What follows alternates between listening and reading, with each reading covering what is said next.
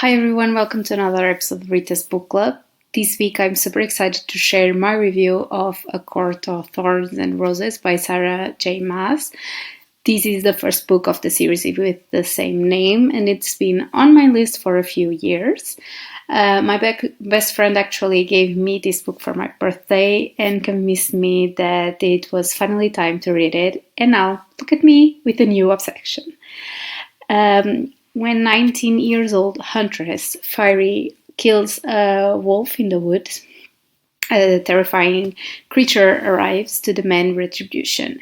Dragged to a treacherous magical land she knows about only from legends, Fiery discovers that her capture is not truly a beast, but one of the lethal and immortal fairies who once ruled the world.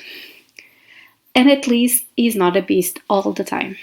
As she adapts to her new home, her feelings for the fairy Tamlin transform from icy hostility into a fiery passion that burns through every lie she's been told about the beautiful and dangerous world of the Fae. But something is not right in the fairylands. An ancient wicked shadow is growing, and Fiery must find a way to stop it or doom Tamlin and this world for forever. First, and before diving into the whole plot and the characters, I got to give a huge shout out to the author and the fantasy world she created. In my opinion, it helped me a lot to understand the Fae world due to the lore not being overly complicated. I think that some fantasy authors create sometimes such complex worlds that it's hard for the readers to keep up with it all. So I like that the lore wasn't complex and that we learn more about it alongside Fiery. In terms of characters, I really liked her. I know that sometimes she made stupid and reckless decisions that put her in danger, but I also found her incredibly brave and compassionate. She had to grow up quickly after her family faced ruin, and she learned all these skills to help them survive and get food. Those first moments with her family when we learned her history made me want to hug her and protect her. She deserved more in life in her upbringing.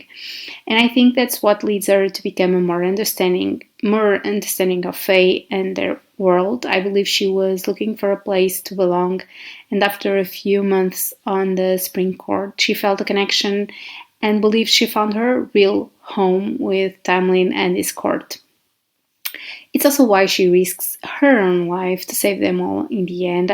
Through those months of living with Tamlin, Lucian, and even Alice, Fairy learned about who the Fae really were and how they weren't like the monsters from the legends she heard all her life. And personally, I think that it was really important for her character development to realize that her actions and her prejudice against fairies was wrong. Fiery's relationship with Tamlin is truly the biggest plot point in the book. For me, there were a few red flags along their story, but you could see that Tamlin really loved her and was trying to protect her, especially when he sends her away back to the human world. He was trying to protect her from all the bad things happening on the fake world, but sometimes the way he tries to protect her isn't the correct one, and I feel like I've learned that after starting reading the second book, and I don't want to spoil anyone, but I feel like the love was there, but the protection was a bit too much. Nevertheless, some very hot scenes between them, and some very sweet too. I really liked the moment when Tamlin showed Fiery the art gallery of the Spring Court, and she became inspired to start painting, exploring her talent, and it was really beautiful scene. But there are two characters that stole my heart completely since the first moment I read about them: Rysand and Lucian. By the end of the first book, I was obsessed with them, and I can't wait to know more about their own backstories. They are such interesting characters, and both have different roles in Fairy's life. Lucian is definitely the best friend that she never had, but also the person that will put her in place and protect her every single time. And he has been through so much in his own past that I also want to protect him from the world. On the other hand, Rysand is presented as the anti-hero of the story, but he will sacrifice himself to save his people, and he protects Fari in his own way because he knows she will be the one that can help them free them all.